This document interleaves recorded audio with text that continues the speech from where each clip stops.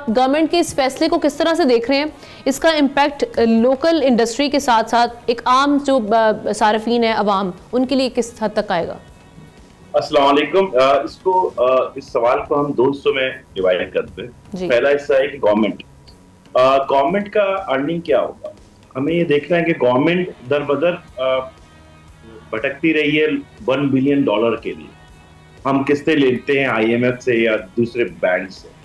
अभी अगर हम एक मिसाल ले देते हैं कि $7,000 की कोई भी गाड़ी अगर हम इंपोर्ट करते हैं और 10,000 अगर वो पर मंथ आता है तो तकरीबन ये $700 बिलियन के लिए बनता है और सालाना हमारा तकरीबन $1 बिलियन पाकिस्तान से बाहर चला जाएगा। और अगर मैं इसकी मेंटेनेंस लेता हूं कि गाड़ी जब सड़क पे चढ़ेगी तो जाहिर कुछ ना कोई मेंटेनेंस होती है, कोई पार्ट्स चलते हुए गाड़ी के खराब होते हैं उसके, तो उसको बदला जाता है।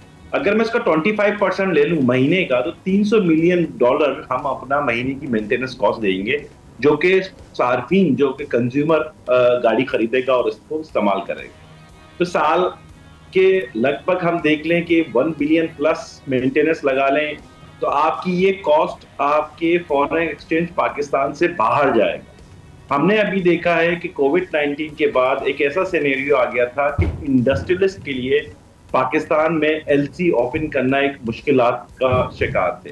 तो ऐसी सूरत हाल में हमारी एक्सपोर्ट तो इनहांस नहीं हो रही, हमारी फॉरेन रिजर्व हमारा इतना नहीं बढ़ रहा जितना बढ़ना चाहिए। ऐसी सूरत हाल में अगर हम ये इंपोर्ट पॉलिसीज ला रहे हैं तो गवर्नमेंट को लॉन्ग टर्म में विद इन ईयर 2026 की बात कर रहे हैं, तो उस साल बजट में जब जाएंगे आप तो आपको एक प्रॉब्लम क्रिएट होगी और फाइनेंशियली एक क्रंच नजर आता है।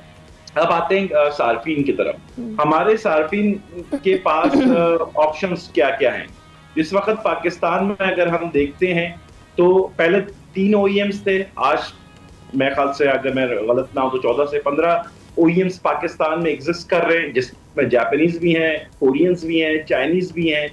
ये ब्रांड्स पाकिस्तान में एग्जिस्ट कर रहे हैं और हर OEM के पास कम से कम अगर हम देखते हैं तो 4 से 5 डिफरेंट मॉडल्स हैं। तो अगर इस तरह से मैं लगा लूं तो 45 मॉडल्स पाकिस्तान में ऑलमोस्ट एग्जिस्ट कर रहे हैं डिफरेंट शेप्स में।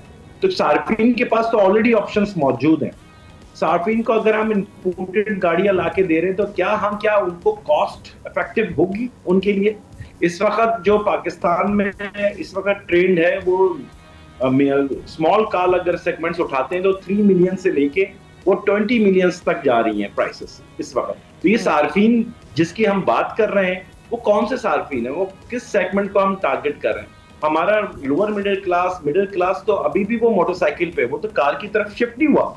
हमें अगर उनके लिए सोच रहे हैं कि हम सार्फिन को फैसिलिटेट करें तो मेरे लिए ख्याल था कि हमारी गवर्नमेंट को ये सोचना चाहिए जो टैक्सेस हैं इस वक्त जब हम गाड़ी कोई खरीदते हैं तो उसमें हमें देखते हैं कि 45% हम गवर्नमेंट को टैक्स दे रहे हैं। अगर आप सार्फिन के लिए सिंसियर हैं तो middle class lower middle class के लिए हमारे लिए ये होना चाहिए था कि जो सेल टैक्स हमारा 18% है वो आप रिड्यूस करते ताकि लोगों के पास ऑप्शंस आते कि वो प्राइसेस कम होती और वो गाड़ी सार्फिन ले पाए। तो ये एक बहुत सिलेक्टेड सार्फिन है जिसका टारगेट हम कर रहे हैं, जो कि हमारे अपर मिडिल क्लास से ऊपर आता है। अपर क्लास के लोग हैं जिनके लिए हम 25-30% हमारा पॉपुलेशन देखें ना, लेकिन लोकल असेंबलर्स मगर हमारी अगर वॉल्यूम देखें तो हम तो 2 लाख गाड़ियां भी सालाना नहीं बना पाते। तो लोकल असेंबलर्स के लिए ये जो डिसीजन है ये फेवर में नहीं है, क्योंकि यहाँ पे तो हम अगर बात करें रॉ मटेरियल का, फिर यहाँ पे एनर्जी प्राइसेस का जो मसला है पाकिस्तान में, सारे मामलात को देखते हुए अब तो डायरेक्टली उनके भी शोरूम में गाड़ी आएगी और वहाँ से वो आगे कर देंगे। तो आप क्या समझते हैं कि उनके लिए मुश्किलात हैं या ये उनके लिए बेहतरी है?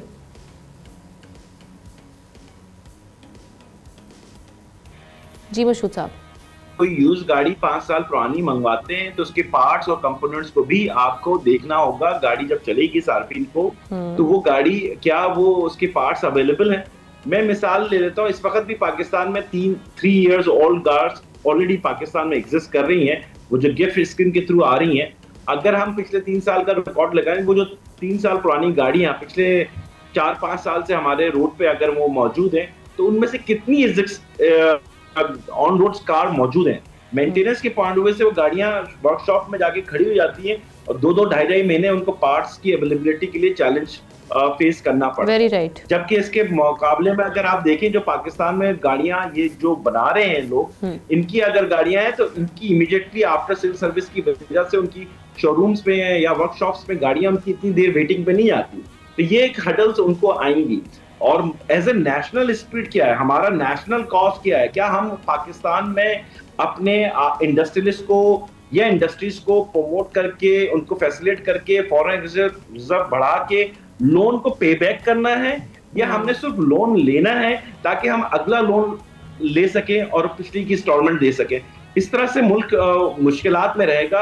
मैं नहीं समझता कि इससे कोई हमें लॉन्ग टर्म बहुत बड़ा बेनिफिट होगा। हम पे लोन का बहुत बड़ा प्रेशर है गवर्नमेंट पे कि गवर्नमेंट किसी तरह से उसको फैसिलिटेट करे कि हम लोन पे बैक करें। शॉर्टली आपको लगता है ये डिसीजन सक्सेसफुल हो पाएगा, ये मॉडल चल पाएगा ज्यादा देर?